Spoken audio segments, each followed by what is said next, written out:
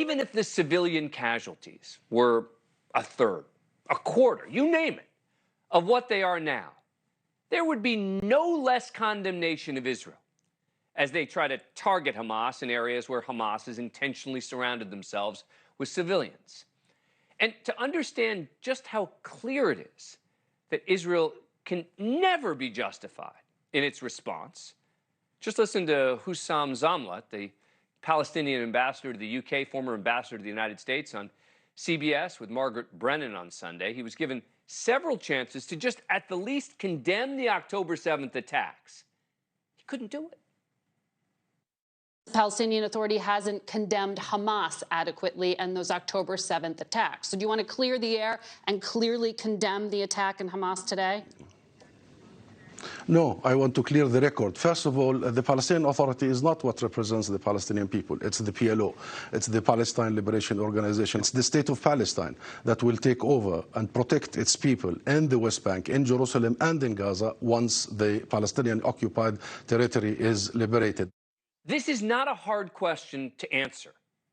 Yes, I condemn the killing and kidnapping of children, the raping of women, etc. Then he can get into his, but the Israelis are terrible diatribe. Fine. But he just can't even say it. And instead, he made the attack seem like a righteous moment of liberation. Margaret Brennan, to her credit, didn't stop there. I'm sure you're concerned about that tax revenue. Let me Do you want to clear the air and condemn it? De-designate the PLO from the terrorist list in the U.S. Congress. The U.S. should recognize the state of Palestine and allow us to be a full member in the UN. He can't say it, right? By the way, speaking of the UN, the Palestinians should be thrilled about the UN response to Israel. In 2021, the UN General Assembly issued 14 resolutions condemning Israel for supposed human rights violations.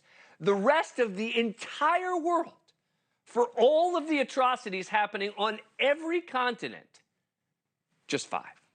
That's right. For everywhere else. I won't even list all the horrors that they didn't condemn. But coming back, Brennan gave the ambassador one last chance to denounce the attacks.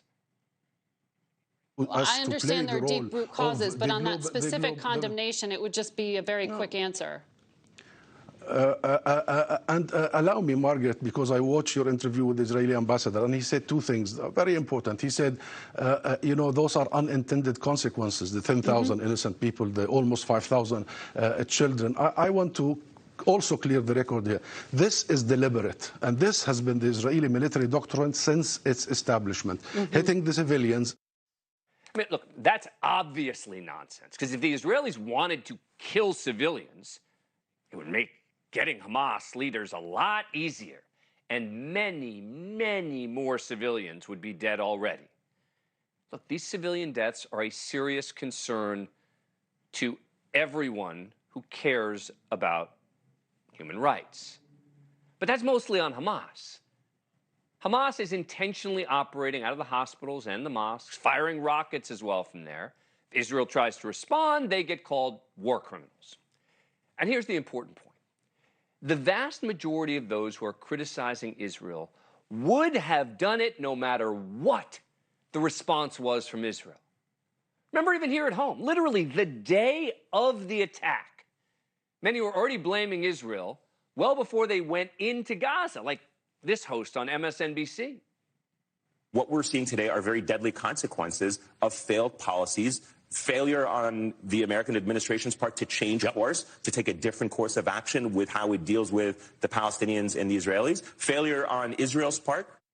That was the day of the incident, the day of the attacks. Now, there are those who did call out Hamas for its terror before Hamas committed these atrocities. They can't do it now. It's crazy they can't do it now. Like Mahmoud al-Habash, the religious advisor to Palestinian President Mahmoud Abbas, who said this about Hamas in 2018.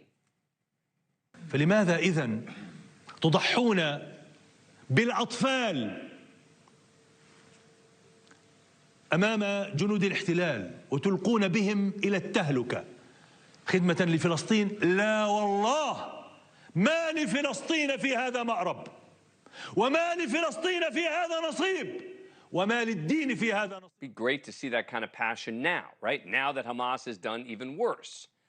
But now no one on the Palestinian side can even acknowledge the reality of the evil that is Hamas, at least publicly. Privately, they can. So again, when so many criticize Israel, I will continue to ask, considering all of the circumstances, what else would you expect them to do? Thank you for watching.